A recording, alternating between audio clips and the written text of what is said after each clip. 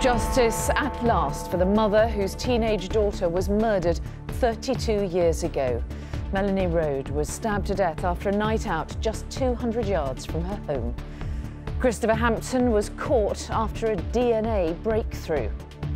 It's when we finally went to the court in Bath and I saw this man standing there. It's not a man, he's a monster. Also tonight, Tories at war as Cameron says leaving Europe could be a threat to peace. Can we be so sure that peace and stability on our continent are assured beyond any shadow of doubt?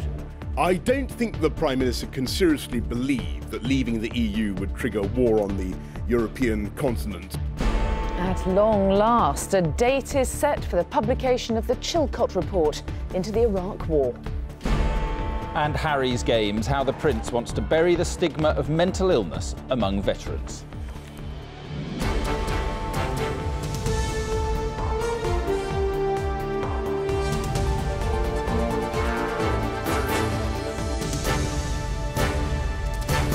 This is the ITV Evening News with Mary Nightingale and Mark Austin. Good evening. For 32 years, Christopher Hampton lived a lie, hiding the terrible truth of the murder of Melanie Rhode from his wife, children and friends. But by chance, his past caught up with him, and tonight he's starting a life sentence that will almost certainly mean he dies behind bars. Melanie was just 17 when she was repeatedly stabbed as she made her way home in Bath in 1984. Her mother, now 81, thought she'd never see justice, but she was in court this morning to see Hampton finally admit his crime. So too was our correspondent, Rupert Evelyn. Her murder has defined the lives of her family. 17-year-old Melanie Rhode stabbed to death and sexually assaulted just a few hundred yards from her home. For almost 32 years, the police kept a file open, and Melanie's family wondered if they'd ever know who killed her. Christopher Hampton admitted his guilt today, and although he did not explain why, Melanie's family now know who did it. When she failed to come home in June 1984, her mother ran into the street responding to a police officer calling Melanie's name. I got into the car and he took me back to the house. And that's when all hell let loose, that I knew my daughter was never coming back again. And her whole life was taken over by this horrible deed. It's not a man, he's a monster. How could he do that?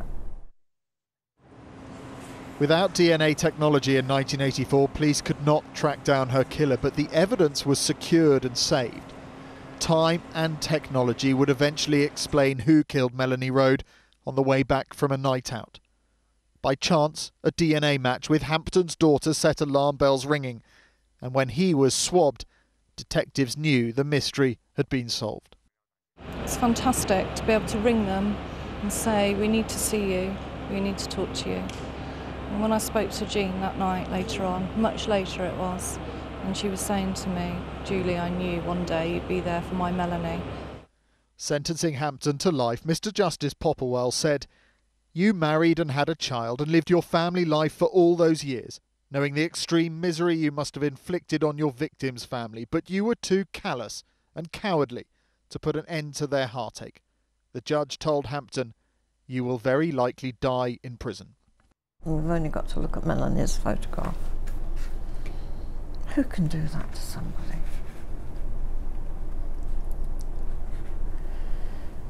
I will never understand. More than 700 police officers have tried over the years to complete this case. Now Melanie Rhode's killer is locked up, and as a result, for the first time in decades, a family feels safe.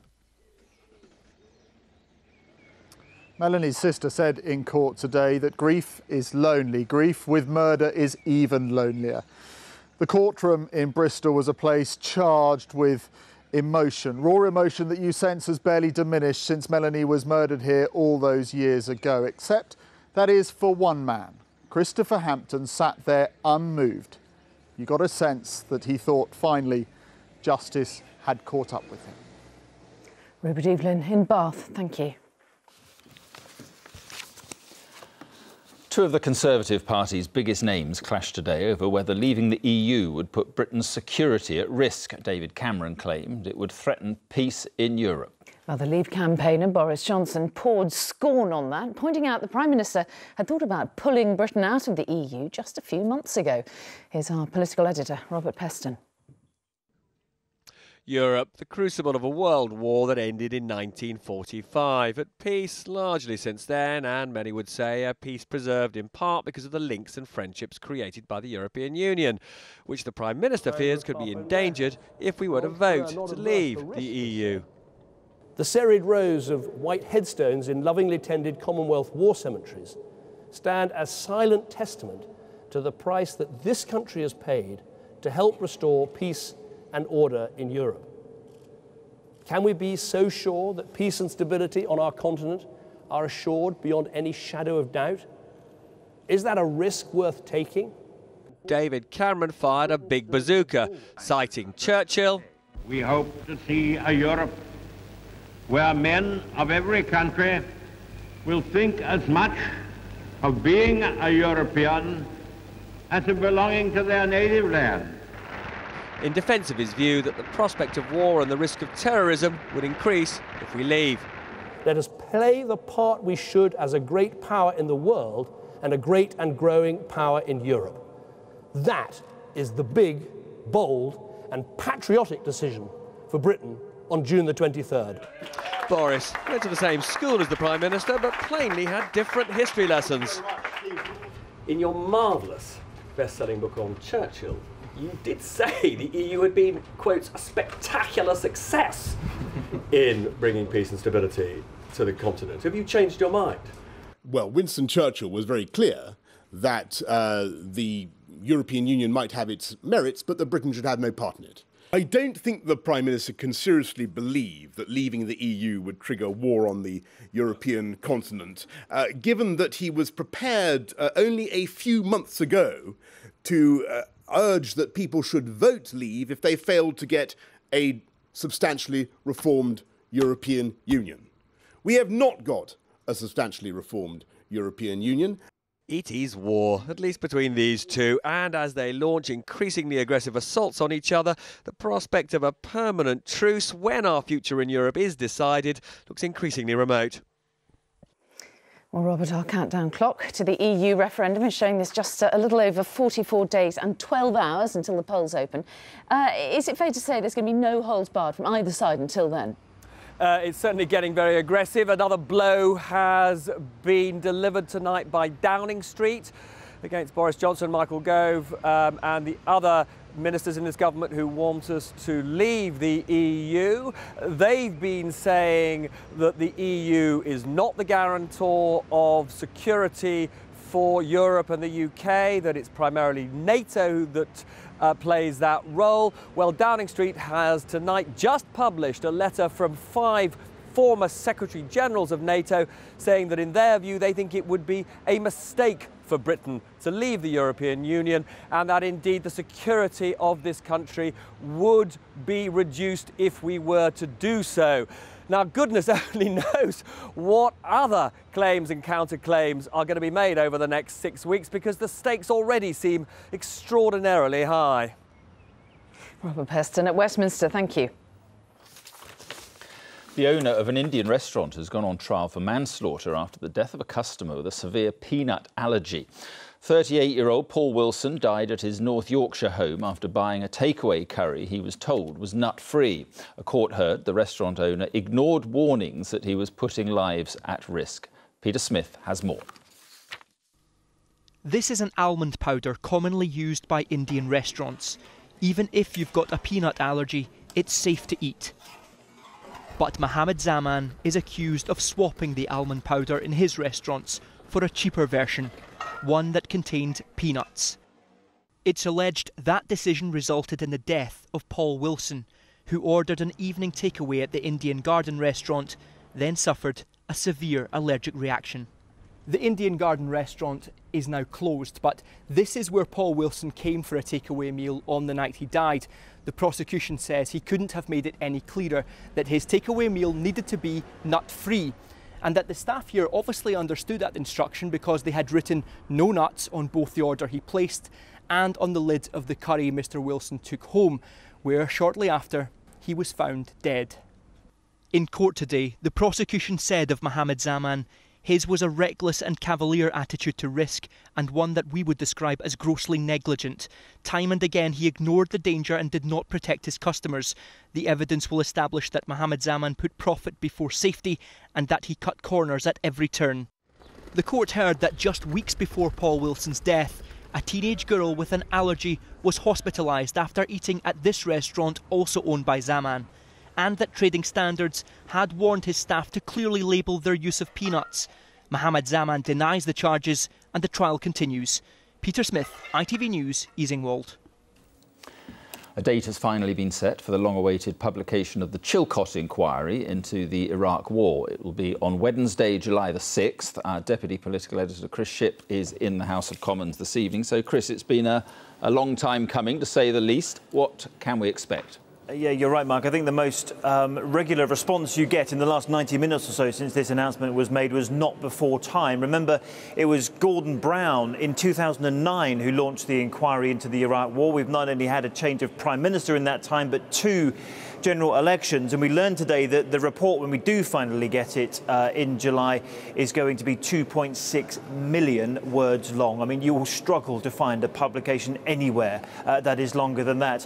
I think, however, despite its length, a lot of the focus will be on a period of time just before the invasion in 2003, when the then Prime Minister Tony Blair met the then US President George W. Bush, and whether or not a decision was made at that time, and policy decisions were therefore shaped to meet that decision rather than the other way round. Now, shortly after this announcement was made today, I caught up with the man who was at the time Foreign Secretary, Jack Straw. The families of those who lost loved ones in Iraq and the wider public will want to know what the report says and to have the inquiry's analysis of all that happened. Given your role in government at the time, do you have anything to fear from this report when it comes out in a few weeks' time? Well, I hope not.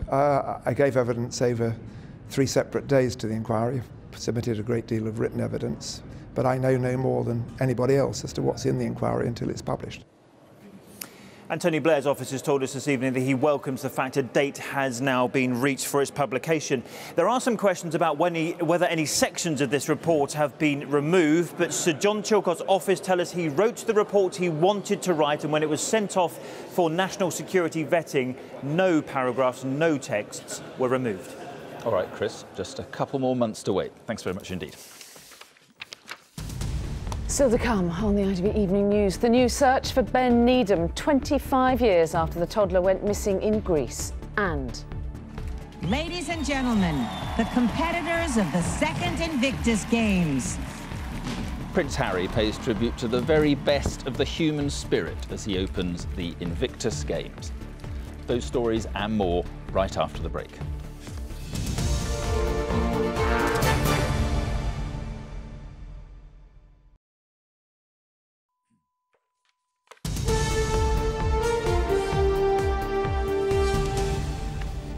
Welcome back. A team of South Yorkshire police officers have travelled to the Greek island of Kos to search for new clues over the disappearance of Ben Needham. Ben from Sheffield was 21 months old when he vanished in 1991. As our correspondent Geraint Vincent reports from the island, it could be the last official effort to find out what happened. This photograph of a missing toddler from Sheffield is now 25 years old.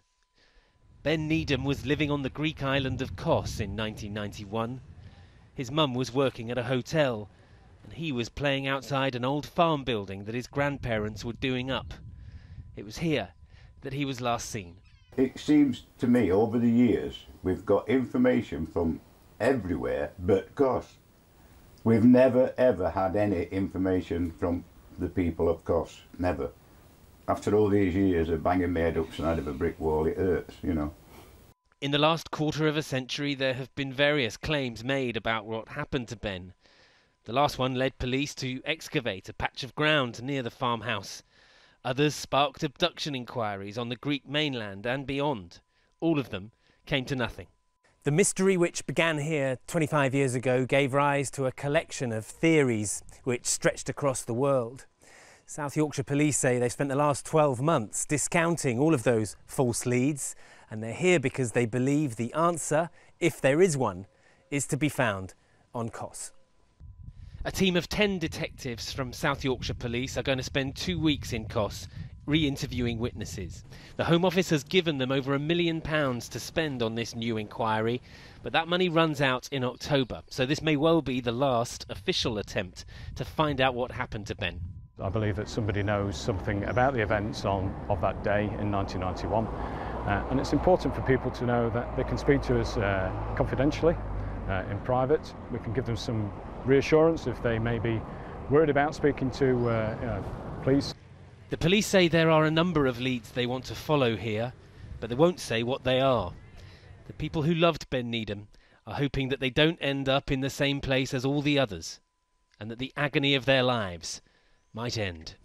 Geraint Vincent, ITV News, Kos.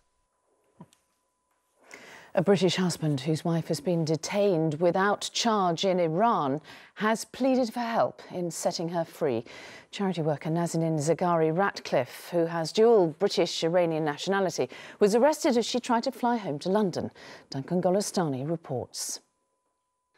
Nazanin Zaghari-Ratcliffe had been visiting family in Iran when she was stopped at the airport, her daughter Gabriella taken away. Nazanin's husband, Richard, only knows she is being held on what Iran's Revolutionary Guard says is an issue of national security. We've been on family holidays there, went once to get married there, we've been there with the baby, no problems ever before, and then this time all of a sudden taken off. Nazanin arrived in Iran with her daughter on the 17th of March to visit family. On the 3rd of April, she was trying to return to the UK when she was detained. Since then, she has been held in solitary confinement at an unknown location in Kerman province, more than 600 miles to the south of the Iranian capital, Tehran. At some point, she was required to sign a written statement. We don't know what that is. At no point has she been allowed to have a lawyer to get anywhere near her. At no point has she been allowed to have any consular access. At no point has she been allowed a family visit. Having signed that, she's still been kept in solitary confinement. The couple's daughter Gabriella is still in Iran with her grandparents because her British passport has been taken away. The Foreign Office says it is continuing to support the family, but Nazanin's husband is now calling on the Prime Minister to take action and says he won't let his wife be forgotten. Duncan Golestani, ITV News. Hundreds of passengers on board a British cruise ship have fallen ill with norovirus. The Balmoral is docked in the US city of Portland after setting sail from Southampton. There have been previous outbreaks of the disease on board the ship. London's new mayor, Sadiq Khan, has met Jeremy Corbyn for the first time since his election victory. Mr Khan has said the Labour Party must learn lessons from his win. And tribute has been paid to Reg Grundy, the creator of the TV soap Neighbours, who's died at the age of 92. The Australian media mogul was behind many other successful programmes, including Sons and Daughters and The Young Doctors. And the planet Mercury has been visible from Earth today as it crossed between the Earth and the Sun. The event only occurs, apparently, around 13 times a century.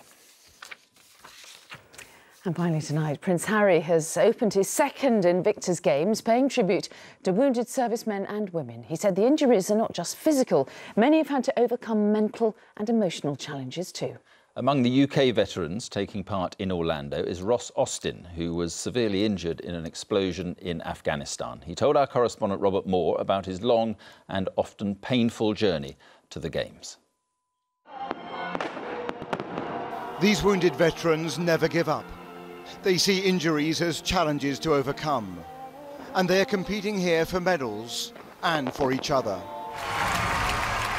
14 nations and 500 competitors are taking part. Among the spectators, Prince Harry, Michelle Obama and former President George W. Bush. The Prince is the driving force behind the Invictus Games. You will see people who by rights should have died on the battlefield, but instead they are going for gold on the track or in the pool.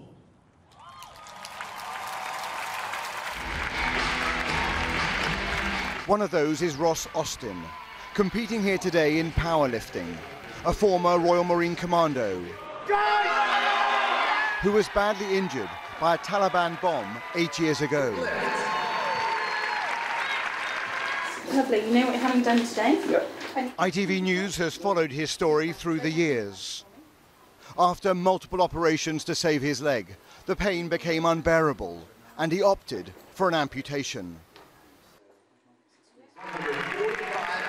Today he has no regrets and says what his fellow wounded athletes have overcome sends a powerful message.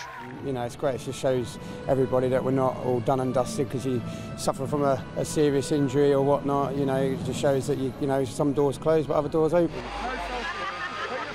Prince Harry is using the Invictus Games to highlight that wounds come in many different forms. Physical and mental, some clear to see and many others invisible. Ross's carriage is just one of many stories here of astonishing resilience, of men and women who fought on the battlefield, and no less when they returned home. Ross Austin! In the last hour, Ross has secured a silver medal here. Another remarkable moment in his long journey. From being wounded on the battlefield, at one point in such pain he wished he had died, to finding a way to rediscover pride in his country and himself. Robert Moore, ITV News, Orlando. Good for Harry. He's put his heart and soul into that. Amazing, isn't it? That's it. Tom Bradby's here at 10. All the team here. Have a great evening. Bye-bye. Bye-bye.